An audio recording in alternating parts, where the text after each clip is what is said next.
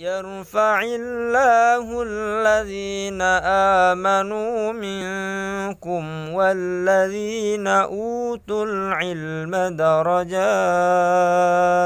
والله بما تعملون خبير. Metode Al-Bidayah, jembatan ngaji kitab kuning untuk para pemula. Bismillahirrahmanirrahim. Assalamualaikum warahmatullahi wabarakatuh.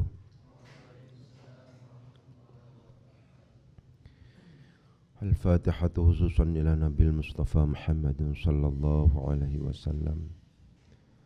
Thumma husanna jami'i ikhwanihi minal anbiya wal mursalin wal awliya wal syuhada wal salihin wal sahabati wal tabi'in wal ulama'i wal musannifin.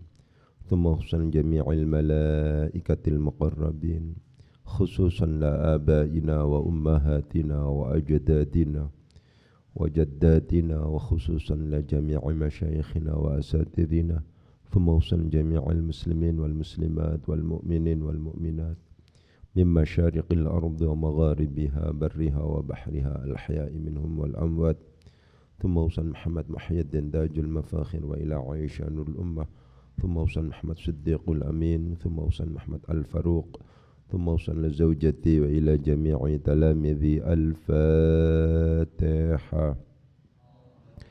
أعوذ بالله من الشيطان الرجيم. بسم الله الرحمن الرحيم. الحمد لله رب العالمين الرحمن الرحيم مالك يوم الدين إياك نعبد وإياك نستعين اهدنا الصراط المستقيم صراط الذين أنعمت عليهم غير المغضوب عليهم ولا الضالين رب اغفر لي آمين. Untuk para pihak yang ikut membantu memfasilitasi dan membangun pondok niki.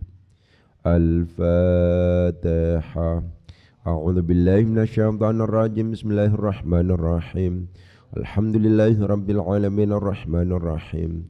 مالك يوم الدين إياك نعبد وإياك نستعين اهدنا الصراط المستقيم صراط الذين أنعمت عليهم غير المغضوب عليهم ولا الضالين رب اغفر لي آمين. Untuk pembangunan pondok niki supaya diparing kemudahan dan kelancaran oleh Allah Subhanahu wa taala. Al-Fatihah. A'udzu billahi minasyaitonir rajim. Bismillahirrahmanirrahim. Alhamdulillahi rabbil alamin arrahmanir rahim maliki yaumiddin iyyaka na'budu wa iyyaka nasta'in ihdinas siratal mustaqim siratal ladzina an'amta 'alaihim ghairil maghdubi 'alaihim waladdallin rabbi ighfir amin. Selanjutnya monggo sareng-sareng malih mau surat Fatihah dikhususkan untuk pembangunan pondok niki supaya diparing kemudahan dan kelancaran oleh Allah Subhanahu wa taala. Al-Fatihah. A'udzu billahi minasyaitonir rajim. Bismillahirrahmanirrahim. Alhamdulillahi rabbil alamin arrahmanir rahim maliki yaumiddin iyyaka na'budu wa iyyaka nasta'in ihdinas siratal mustaqim siratal ladzina an'amta 'alaihim ghairil maghdubi 'alaihim waladdallin rabbi ighfir amin. Untuk keluarga besar Al-Bidayah, semoga Allah Subhanahu wa taala diparing kesehatan, diparing kemudahan dalam rangka berthalabul ilmi, diparing kesuksesan dalam rangka menjalani kehidupan, dan oleh Allah Subhanahu wa taala dilindungi dari bahaya narkoba dan kenakalan remaja. Al-Fatihah. A'udzu billahi minasyaitonir rajim. Bismillahirrahmanirrahim. Alhamdulillahi rabbil alamin arrahmanir rahim maliki yaumiddin iyyaka na'budu wa iyyaka nasta'in ihdinas siratal mustaqim siratal ladzina an'amta 'alaihim ghairil maghdubi 'alaihim waladdallin rabbi ighfir amin. Untuk pengarang kitab niki Syekh Abdul Wahab Khalaf. Al-Fatihah. A'udzu billahi minasyaitonir rajim. Bismillahirrahmanirrahim. Alhamdulillahi rabbil alamin arrahmanir rahim maliki yaumiddin iyyaka na'budu wa iyyaka nasta'in ihdinas siratal mustaqim siratal ladzina an'amta 'alaihim ghairil maghdubi 'alaihim waladdallin rabbi ighfir amin. Dibaca dulu ya, pakai bahasa Indonesia dulu. Bismillahirrahmanirrahim. Ad-dalilu bermula dalil. Al-awwalu yang pertama adalah Al-Qur'anu Al-Qur'an.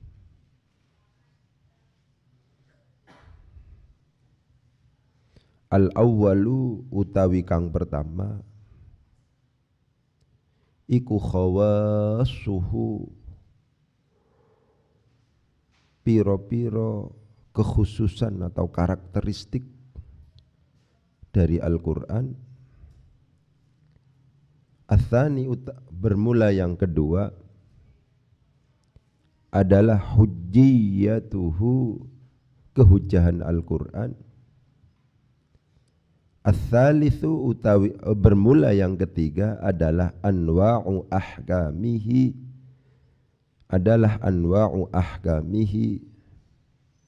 beberapa macamnya hukum-hukumnya Al-Qur'an. Ar-rabi'u bermula yang keempat adalah dilalatu ayatihi penunjukan beberapa ayatnya Al-Qur'an. Imma qat'iyatun ada kalanya bersifat qat'i wa imma dhanniyatun dan ada kalanya bersifat dhanni.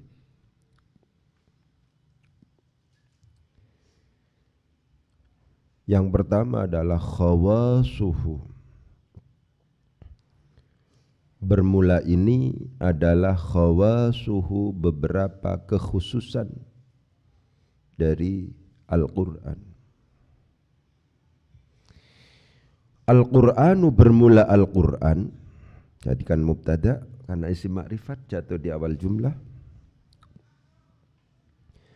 Huwa ya Al-Qur'an adalah kalamullahi, kalamullah, firman Allah.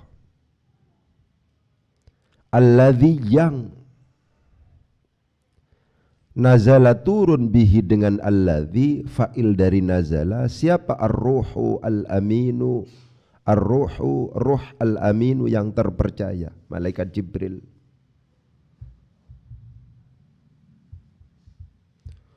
Turun ala qalbi Rasulillahi atas hatinya Rasulullah. Rupanya Muhammadin,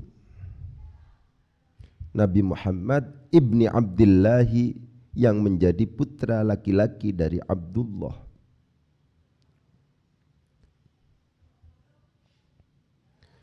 Turunnya tadi tetap bi alfadhihi dengan beberapa lafadznya Al-Qur'an. Al-Arabiyyati yang bersifat Arab. Wa ma'anihi dan beberapa maknanya Al-Qur'an al-haqqati yang benar. Haqqun haqqatun. Liyakuna supaya ada apa Al-Qur'an, khabar dari yakunu adalah hujjatan merupakan bukti lirrasuli bagi Rasul ala annahu atas sesungguhnya Rasul adalah Rasulullahi utusannya Allah.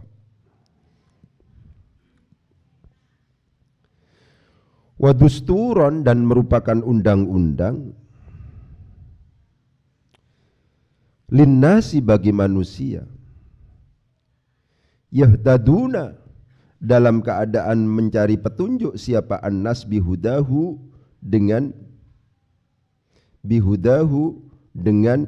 hidayahnya Al-Qur'an, petunjuknya Al-Qur'an. Wa qurbatan dan menjadi pendekatan. Yata'abbaduna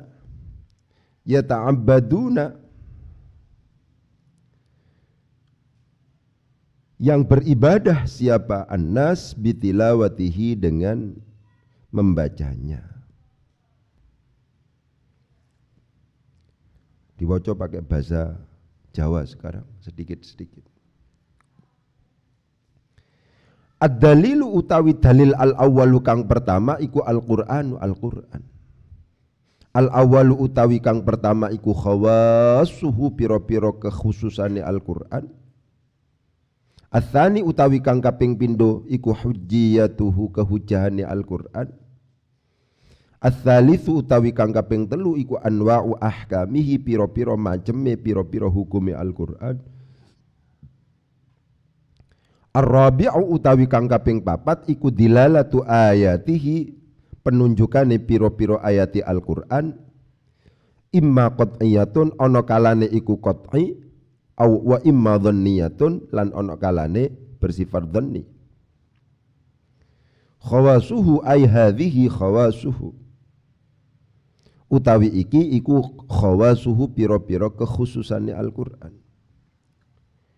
Al-Qur'an utawi Al-Qur'an huwa ya Al-Qur'an iku kalamullahi firmane Gusti Allah alladzi kang nazala tumurun bihi al-kelawan alladzi sapa ar-ruhu ruh al-aminu kang terpercaya malaikat Jibril tumurun ala qalbi Rasulillahi ing atase atine Rasulullah rupane Muhammadin Muhammad ibni Abdillah kang dadi putra lanange Abdullah bi alfadhihi kelawan piro-piro lafati Al-Qur'an al-arabiyyati kang bangsa Arab wa ma'anihi lan piro-piro maknane Al-Qur'an al-haqqati kang bener liyakuna supaya ana apa Al-Qur'an khabar saking yakunu iku hujjatan dadi hujjah lir rasuli kadhe rasul ala annahu ing atase satuhune rasul iku Rasulullah utusane Gusti Allah wa dusturan lan dadi undang-undang liyat linnasi kadhe menungso yahtaduna hala minta petunjuk mencari petunjuk sapa annas bihudahu kelawan petunjuk Al-Qur'an wa qurbatan lan dadi pendekatan yata'abbaduna kang beribadah sapa annas bitilawatihi kelawan maca Al-Qur'an. Itu cara bacanya ya. Coba kita merujuk kepada teks yang sebelumnya yang masih belum tuntas kita jelaskan. Mulai dari fajumlatul adillati asyar'iyyati asyratun arba'atun muttafaqun min jumhuril muslimina 'alal istidlali biha wa sittatun mukhtalafun fil istidlali biha wa hadza tafsilul bahthi fiha jami'iha. Ya. Fajumlatul adillati syar'iyyati asyratun. Coba diperhatikan kata-kata arba'atun kita jadikan sebagai mubtada. Arba'atun bermula 4 adalah muttafaqun disepakati min jumhuril muslimina dari mayoritas kaum muslimin disepakati apa alal istidlali biha untuk beristidlal dengan menggunakan arba'ah tersebut. Al-Qur'an, As-Sunnah, ijma', qiyas, itu yang 4. Wasittatun dan bermula 6 adalah mukhtalafun diperselisihkan apa fil istidlali dalam rangka bil istidlal biha dengan sittah.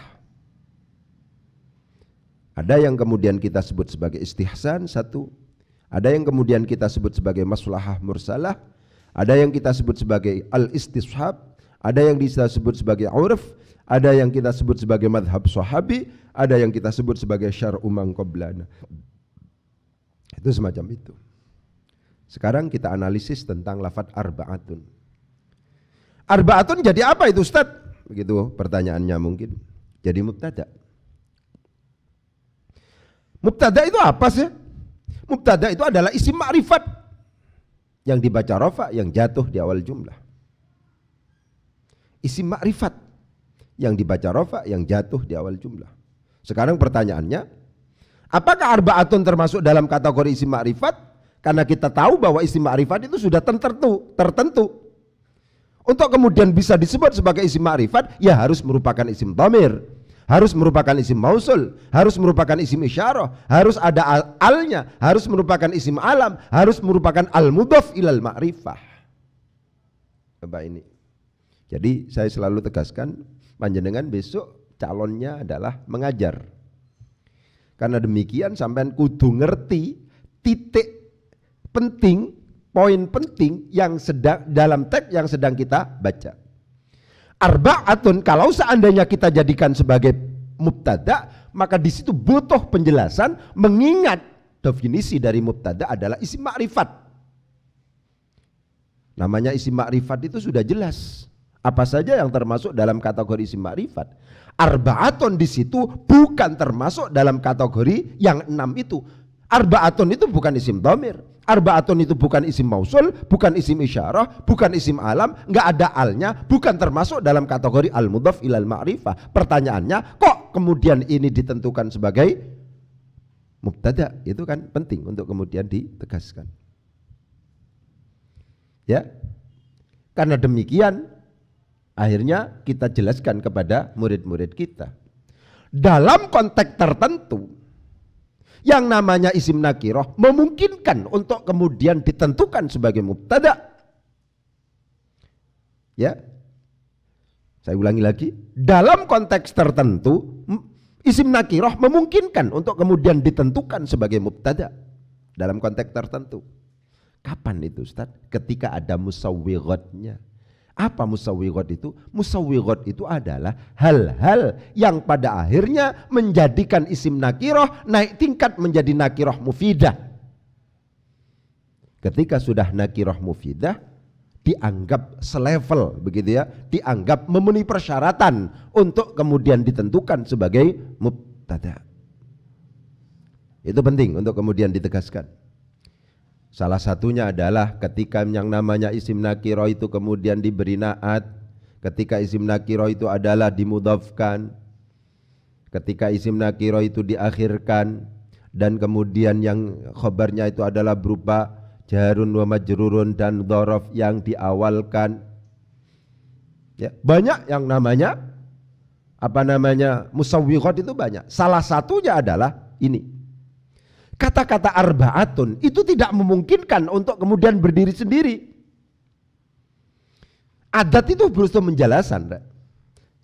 Ya, kinayatul adat itu dikatakan seperti itu. Adat itu tidak memungkinkan. 5 itu mesti ada. 5 apa? 5 hal. 5 apa? 5 dalil. Ya, itu semacam itu. Jadi tidak memungkinkan kata-kata 4 misalnya, kata-kata 3 itu kemudian bisa kita cerna, bisa kita fahami tanpa kemudian ada mudhaf ilaihnya. Jadi kata-kata arba'atun itu tidak memungkinkan untuk kemudian tidak kita beri penjelasan. Dalam konteks ini kan sudah jelas bahwa fajumlatul adillah, kata-kata pentingnya di situ adillah. Akhirnya apa? Arba'atu adillatin. Begitu. Arba'atu adillatin, 4 dalil adalah muttafaqun. Poin penting yang kepingin saya tegaskan kepada panjenengan adalah konsisten bahwa yang namanya mubtada itu harus terbuat dari isim ma'rifat. Karena demikian tidak memungkinkan murid-murid kita untuk kemudian belajar mubtada kalau seandainya masih belum mengerti apa itu isim ma'rifat. Isim ma'rifat sudah jelas, ada 6. Apa itu? Isim dhamir, isim mausul, isim isyarah, kemudian isim alam, kemudian isim plus al, kemudian al-mudhaf ilal ma'rifah. Ya sudah, kalau seandainya kita menemukan yang termasuk dalam kategori isim ma'rifat itu kok kemudian ada di awal kalimat, langsung ditentukan sebagai mubtada. Tapi masalahnya kata-kata arba'atun di sini itu sama sekali tidak termasuk dalam kategori yang 6 yang termasuk dalam kategori isim ma'rifat. Tapi kenapa kok kemudian ditentukan sebagai mubtada? Inilah yang kemudian ada teori bergeser, penambahan teori. Ketika kita sudah ngerti bahwa ini adalah mubtada harus terbuat dari isim ma'rifat, dalam tataran selanjutnya ketika kita sudah matang pemahaman tentang itu, ada tambahan informasi. Oh, isim nakiroh memungkinkan untuk kemudian ditentukan sebagai mubtada. Kapan isim nakiroh itu memungkinkan untuk kemudian ditentukan sebagai mubtada? Isim nakiroh memungkinkan untuk kemudian ditentukan sebagai mubtada apabila ada musawwighat. Apa musawwighat itu? Musawwighat adalah hal-hal yang menjadikan isim nakiroh bisa menjadi naik tingkat menjadi nakiroh mufidah. Memang nakiroh tapi sudah memberi faidah, tapi sudah memungkinkan untuk kemudian dibatasi. Kapan isim nakiroh itu kok kemudian ditentukan sebagai nakiroh mufidah? Isim nakiroh ditentukan sebagai isim nakiroh yang mufidah apabila diantaranya diberi naat. Qaulun ma'rufun wa maghfiratun khairun min sadaqatin yatsba'uha adha. Qaulun ma'rufun, utawi ucapan kang bagus. Utawi di situ. Qaulun jelas-jelas bukan enggak ada alnya. Dia tidak dimudhafkan kepada isim ma'rifat. Dia bukan berupa isim dhamir. Dia bukan berupa isim isyarah. Dia bukan berupa isim mausul. Ya, dia bukan termasuk dalam kategori isim ma'rifat yang 6. Tapi kenapa kok kemudian ketika kita menerjemahkan qaulun ma'rufun, itu terjemahannya adalah qaulun utawi ucapan, ma'rufun kang den kenal, kang bagus. Iku khairun, lebih bagus. Qaulun ma'rufun wa maghfiratun khairun min sadaqatin. Itu semacam itu. Jadi saya kepingin masuk dalam konteks arba'atun muttafaqun ala min jumhuril muslimin alal istidlali biha. Itu saya kepingin masuk bahwa kita dalam konteks kaidah nahwu dikenalkan pada konsep yang namanya musawwighat. Musawwighat itu adalah sebuah kondisi di mana yang pada akhirnya kalau seandainya kondisi itu ada, pada akhirnya yang namanya isim nakiroh itu bisa naik tingkat menjadi nakiroh mufidah. Ketika naik tingkat menjadi nakiroh mufidah, maka isim nakiroh itu memungkinkan untuk kemudian ditentukan sebagai mubtada. Salah satunya adalah adat seperti ini. Tidak mungkin yang namanya adat itu tidak ada penjelasannya. Kata-kata 5 itu mesti ada penjelasannya. 5 apa? 5 dalil. 5 apa? 5 hal. Apa 5 apa? Seperti yang sering kita, khamsun ada 5, yuftirna as-shaimah ada 5 hal yang bisa membatalkan. Nah, itu khamsun di situ adalah ditentukan sebagai mubtada, padahal di situ bukan berupa isim ma'rifat. Jadi poin penting yang kemudian kita tegaskan, konsep dasarnya mubtada harus terbuat dari isim ma'rifat. Kalau seandainya kita menemukan isim ma'rifat yang 6 itu kok kemudian jatuh di awal jumlah, maka berani kita pastikan itu adalah ditentukan sebagai mubtada, yang karena demikian maka dia berhukum rafa. Dalam tataran selanjutnya ada yang namanya isim nakiroh itu. Meskipun dia itu bukan isim ma'rifat, akan tetapi memungkinkan juga ditentukan sebagai mubtada. Kapan isim nakiroh itu memungkinkan untuk kemudian dijadikan sebagai mubtada? Apabila nakirohnya naik tingkat menjadi nakiroh mufidah. Kapan nakiroh itu naik tingkat menjadi nakiroh mufidah? Apabila ada musawwighat. Itu poin penting yang pertama yang kepingin saya tegaskan sebagai pembelajaran kita bersama. Yang kedua saya tegaskan,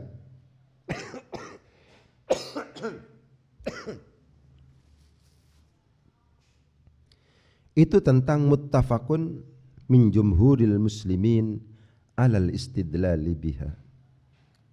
Saya tegaskan bahwa yang namanya fi'il atau sighat tertentu, fi'il tertentu, isim tertentu misalnya, kalau seandainya itu memiliki pasangan huruf jar yang tetap.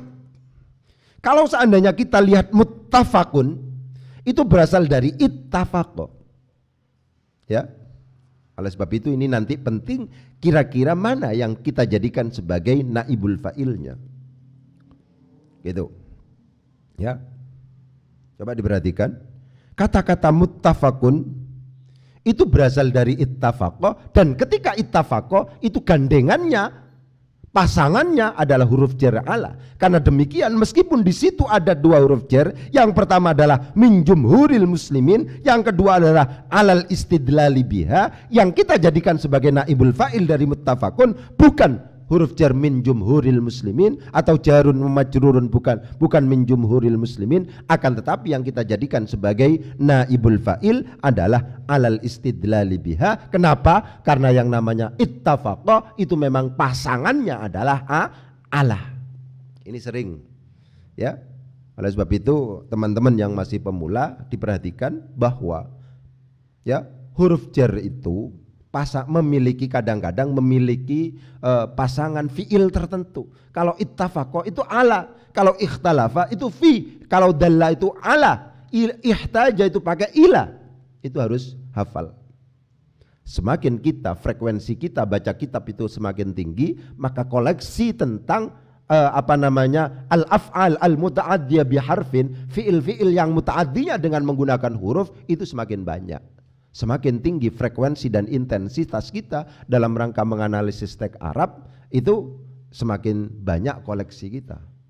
Oleh sebab itu, lagi-lagi saya harus tegaskan kepada panjenengan, ya, bahwa membaca kitab itu adalah sangat penting untuk karir akademis panjenengan semuanya. Baca kitab itu adalah termasuk juga merupakan cerminan dari tingkat keberagamaan kita. Ya, keberagamaan. Jadi agama kita kualitasnya meningkat kalau seandainya kita bisa baca kitab. Kemungkinannya menganalisis Al-Qur'an ada kemampuan di situ. Kemungkinannya menganalisis hadis ada kemampuan di situ. Itu semacam itu. Oleh sebab itu, mumpung panjenengan masih ada yang menanggung, Bapak Ibu masih diberi kesehatan untuk kemudian ngirim panjenengan di pondok, nah itu yang kuat belajarnya. Itu semacam itu. Ya. Pun juga demikian, mukhtalafun fil istidlali biha, mukhtalafun fil istidlali biha. Gitu. Ikhtalafa itu pakai fi. Karena demikian yang menjadi naibul fa'il dari mukhtalafun yang beramal sebagaimana fi'ilnya wasittatun, dan bermula 6 adalah mukhtalafun, diperselisihkan. Apa yang diperselisihkan? Apa fil istidlali biha, dalam rangka beristidlal menjadikannya sebagai dalil. Itu seperti itu. Ya. Wa hadza tafsilul bahthi fiha jami'iha. Diperhatikan kata-kata jami'.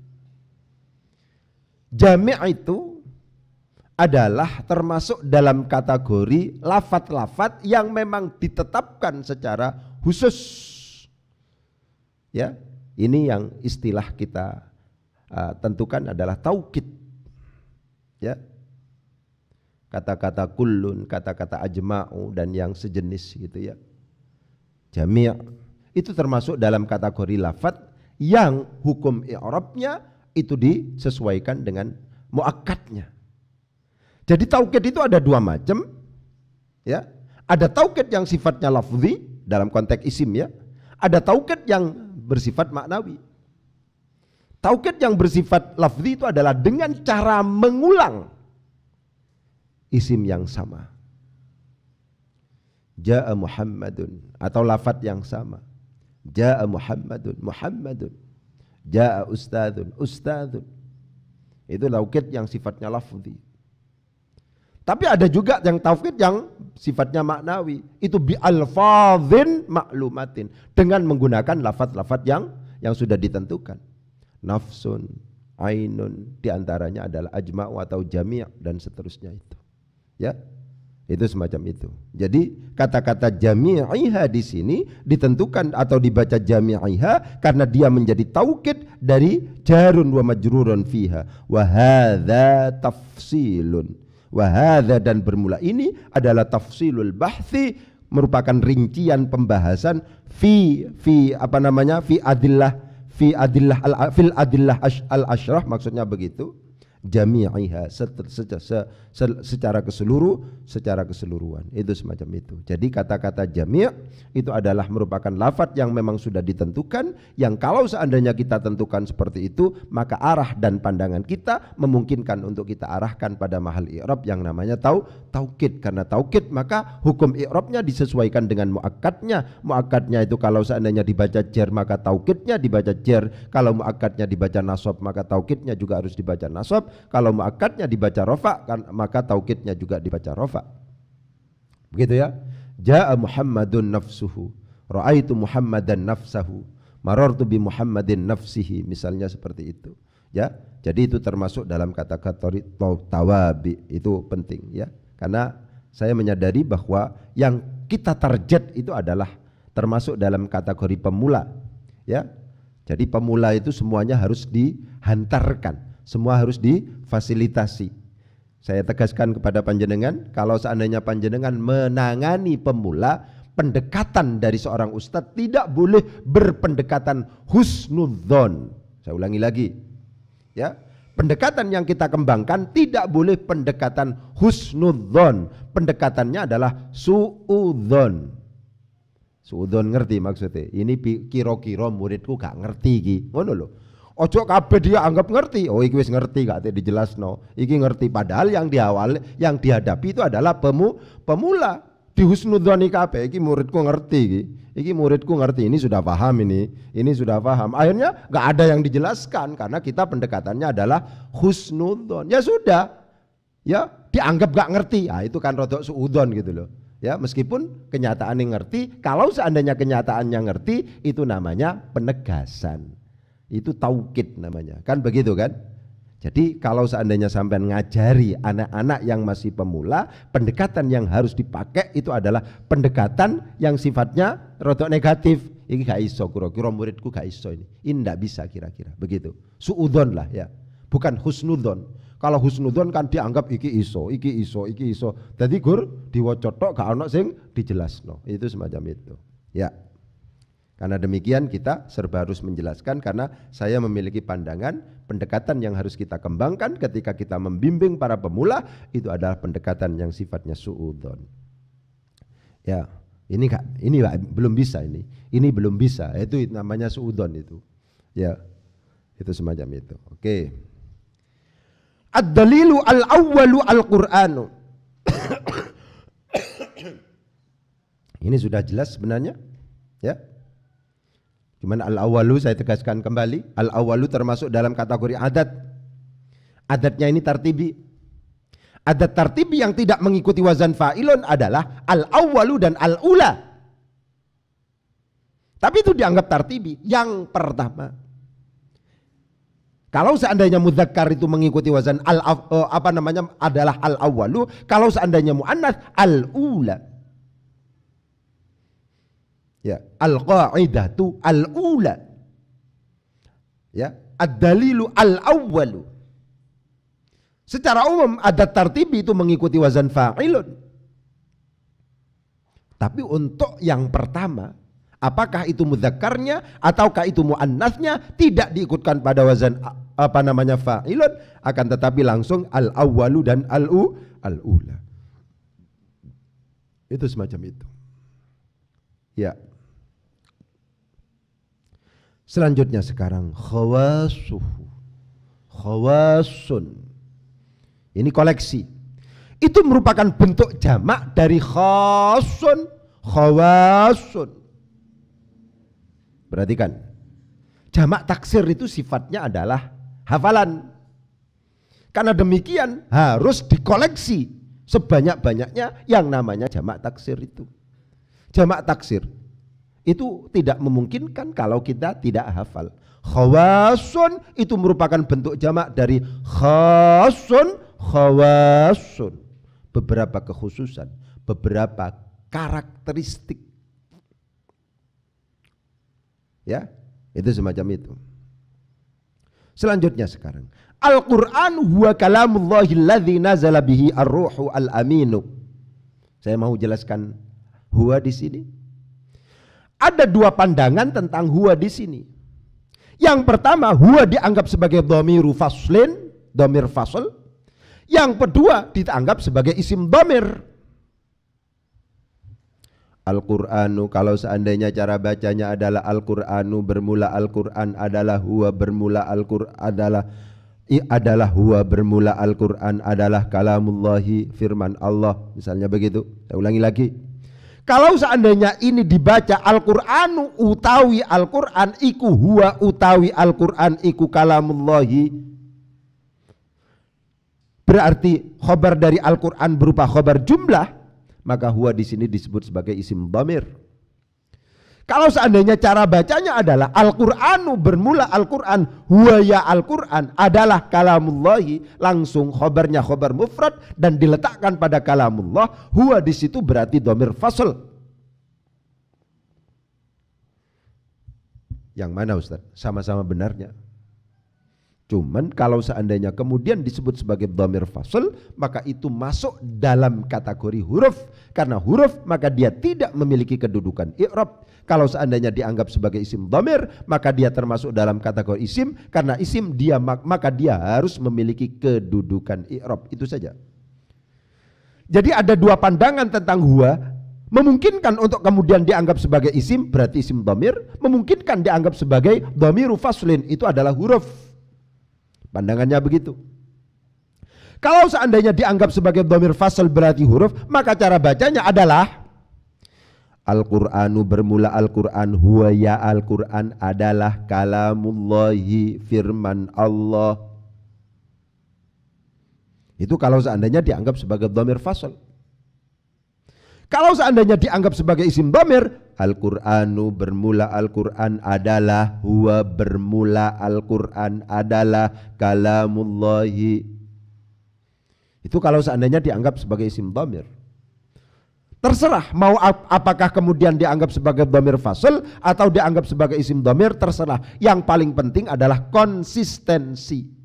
Kalau seandainya dianggap sebagai dhamir fasl, itu berarti huruf tidak memiliki kedudukan i'rab, sehingga fungsinya dia adalah sebagai taukid. Al-Qur'anu bermula Al-Qur'an, huwa ya Al-Qur'an, nah itu kan taukid itu. Adalah kalamullahi. Itu penegasan yang pertama. Penegasan yang kedua adalah tentang alladzi. Diperhatikan kata-kata alladzi. Alladzi itu adalah isim mausul yang termasuk dalam kategori isim mausul yang khas. Setiap kita menemukan isim mausul khas dan jatuh setelah isim makrifat dipastikan, maka di situ ditentukan sebagai na'at. Saya ulangi lagi. Isim mausul itu ada dua, isim mausul yang khas dan isim mausul yang sifatnya mushtarak. Kalau seandainya kita menemukan sebuah isim mausul dan itu kategorinya adalah khas, berarti alladzi, alladzani, alladzaini, alladzina, allati, allatani atau allataini, allati, itu masuk dalam kategori yang khas. Kemudian jatuhnya setelah isim makrifat, maka dipastikan yang namanya isim mausul itu ditentukan sebagai na'at. Quran adalah kalamullah yang, kata-katanya yang di situ, yang turun dengannya, yang malaikat Jibril turun dengannya. Begitu kata-katanya yang. Ya, saya ulangi lagi. Kalau seandainya kita menemukan isim mausul kategorinya adalah khas, itu berarti alladzi, itu berarti alladzani atau alladzaini, itu berarti alladzi, alladzina. Kalau seandainya mudzakkar, itu berarti allati, allatani atau allataini atau allati. Kalau seandainya itu muannats dan kemudian jatuhnya setelah isim ma'rifat, dipastikan isim mausul yang khas itu ditentukan sebagai na'at. Karena demikian karakteristik, oh ini isim mausul khas, ini isim mausul mustarak menjadi sangat penting. Yaitu lagi-lagi ya kudu hafalan, gak mungkin kalau gak hafalan. Ya, kita sudah banyak lah menemukan uji coba. Menurut saya banyak di sini, di pondok ini banyak. Awalnya nggak ngerti menjadi ngerti. Kenapa? Karena kita memiliki pandangan ya sistematisasi itu menjadi kata kunci. Sistematisasi itu apa Ustadz? Sistematisasi itu adalah yang pertama itu adalah berangkatlah dari materi prasyarat menjadi materi menuju materi inti. Itu sistematis. Tekankan hafalan dulu sebelum paham. Ya kan? Pokoknya hafalan. Kemudian langsung faham, nanti langsung bisa menerapkan. Ada al-hifdzu, ada al-fahmu, ada at-tatbiqu. Itu begitu. Ya, saya banyak loh melihat teman-teman yang awalnya tidak bisa, kemudian dididik dengan cara, model dan proses semacam itu menjadi lumayan. Itu penting untuk kemudian ditegaskan. Ya, saya harapkan meskipun pada akhirnya harus dikembangkan oleh panjenengan, tapi model-model seperti ini itu perlu untuk kemudian ditiru. Itu semacam itu. Ya. Selanjutnya yang paling penting di sini, ketika realitasnya alladzi ini jatuh setelah kalamullah yang merupakan isim ma'rifat. Saya ulangi lagi. Ketika alladzi ini adalah isim mausul khas, kenyataannya jatuh setelah kalamullah yang merupakan isim ma'rifat. Pertanyaannya ini na'at dari yang mana? Kenapa kok pertanyaan itu muncul, Ustaz? Karena kebetulan ma'rifatnya ini adalah al-mudhaf ilal ma'rifah. Apakah sedang menaati kalam? Apakah sedang menaati lafaz Allah? Untuk menegaskan itu, maka murad menjadi sangat penting. Alladzi termasuk dalam kategori al-asma al-mabniyah. Kalau seandainya dianggap alladzi ini adalah menaati kalamun, maka itu adalah kedudukannya rofa. Kalau seandainya sedang menaati lafaz Allah, maka itu adalah kedudukannya adalah jar, karena dia menjadi mudhafun ilaihi. Perhatikan di situ. Ya. Apa yang kemudian harus kita jadikan sebagai pijakan, Ustadz, untuk menentukan dan memastikan bahwa ini sedang menaati mudhafnya atau ini sedang menaati mudhaf ilaihnya misalnya. Yang harus kita jadikan sebagai pegangan adalah murad. Lagi-lagi begitu.